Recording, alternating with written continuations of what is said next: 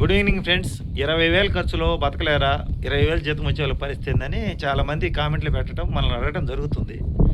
ఈ రోజుల్లో 20,000 ఖర్చుతో ఎలా బతకగలరు అనేది ఒక ప్రశ్న. నెంబర్ 1 పాయింట్, సొంత ఇల్లు లేదు, అద్దెల్లు. చిన్న గదుల్లో ఉండాలన్నా 2 అంతస్తులు 3 అంతస్తులో ఉంటే 4,000 రూపాయలు మినిమం రెంట్ ఉంటుంది. కరెంటు బిల్లు ఎట్లా ఉండాలని ఎంత జాగ్రత్తగా పడుకున్నా 500 రూపాయలు 600 రూపాయలు కరెంటు బిల్లు వస్తాయి. 4,500 అవుతుంది. ఇకపోతే మెడిసిన్ ఖర్చు, బీపీలు, షుగర్లు, జనరల్గా ఈ వాతావరణం మనం తినే ఫుడ్ వల్ల కానివ్వచ్చు, సక్రమైన వ్యాయామం లేకపోవచ్చు, ఒత్తిడి వల్ల కావచ్చు, ఇవన్నీ వస్తున్నాయి ఒక 40 సంవత్సరాలు వయసు దాటిన తర్వాత.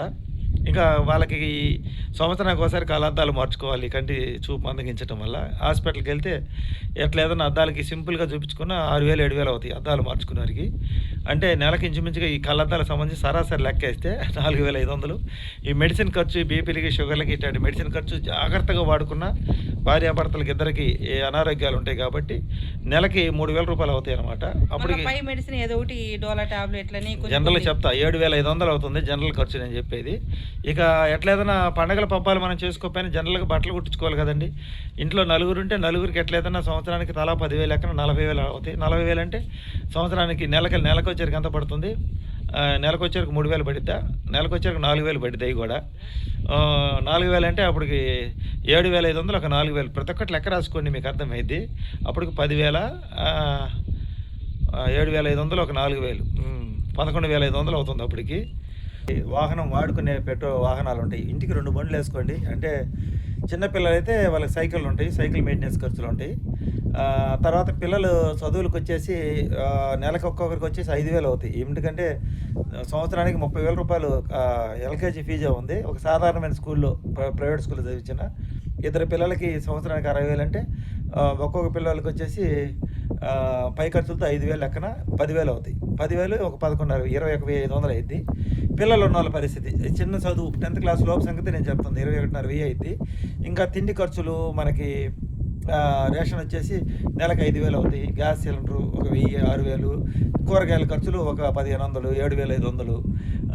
అప్పటికి ఎంత అయింది? 21,500 ఒక 7,500 22 ఒక 29,000 అయింది.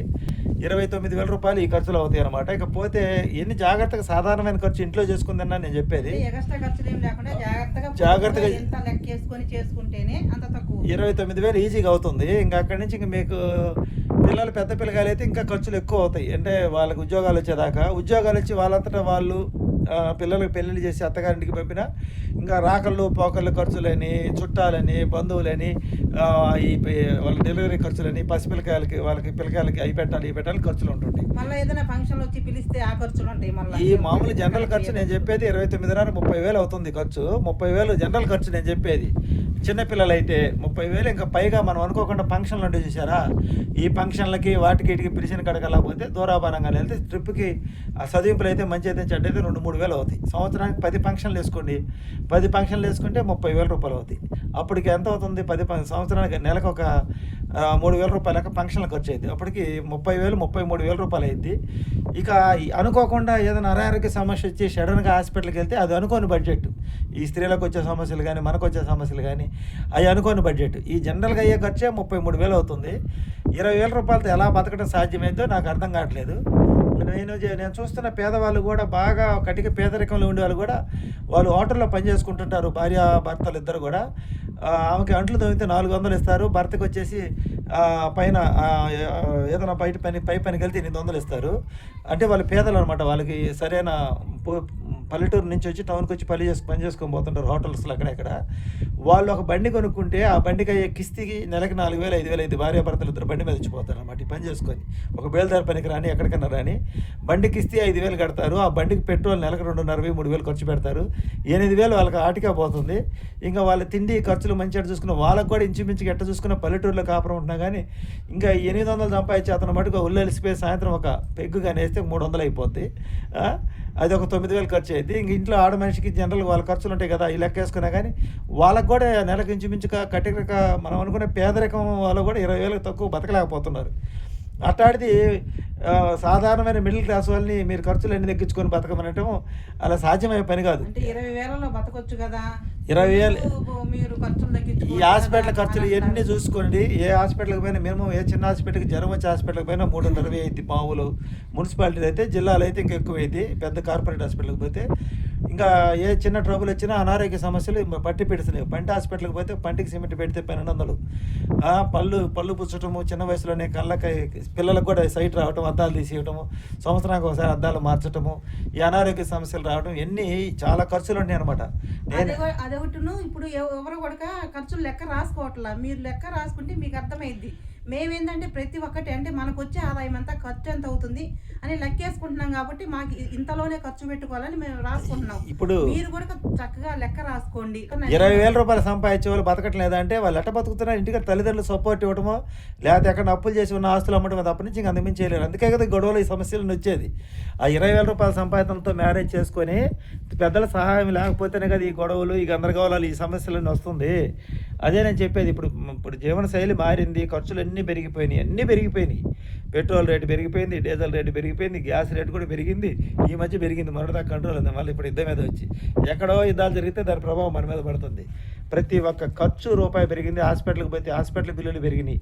సామాన్యుడు మీకు తెలియట్లేదు కానీ మధ్యతరగతితోటి పేదవాడు అయిపోతున్నాడు. పేదవాడు అన్నా బతుకుతున్నాడు. ఎందుకంటే అతను జీవన శైలి ఏంటంటే మామూలుగా ఏదైనా రేకులు ఇల్లు వేసుకొని ఎక్కడో సాటి ఉండగలరు.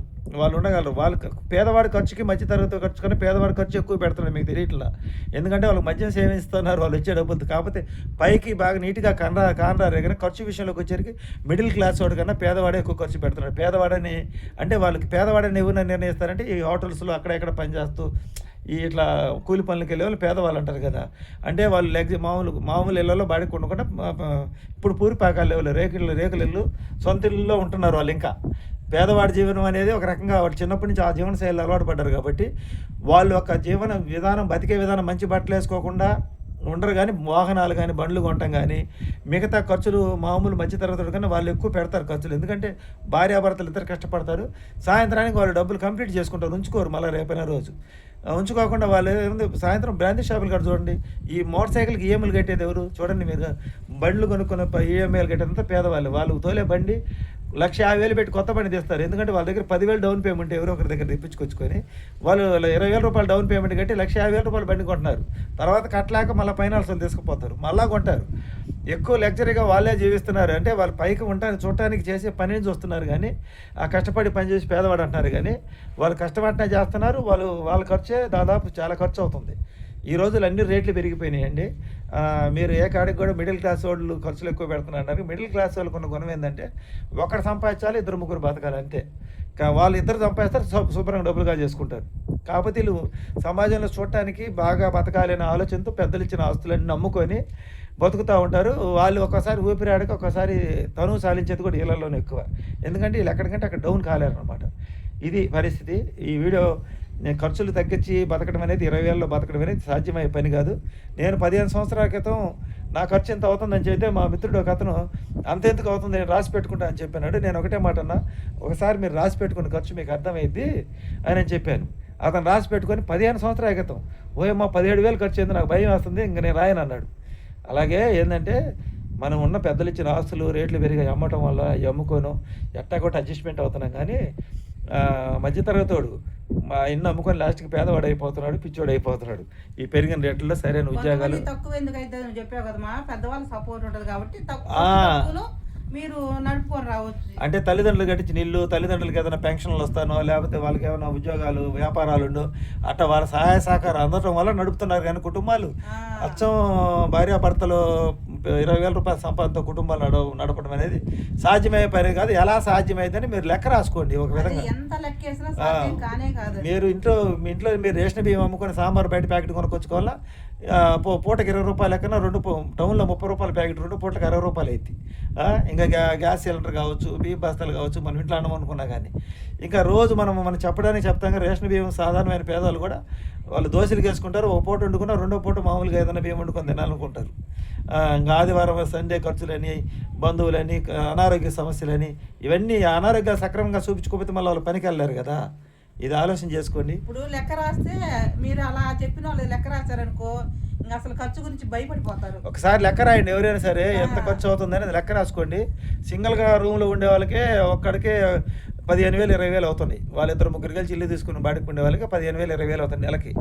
ఇంకా సొంతంగా రెంట్ కట్టుకొని కాపురాలు నడపాలి, మందుల ఖర్చులు, పిల్లల చదువులు అంటే సాధ్యమైపోయేది కాదు.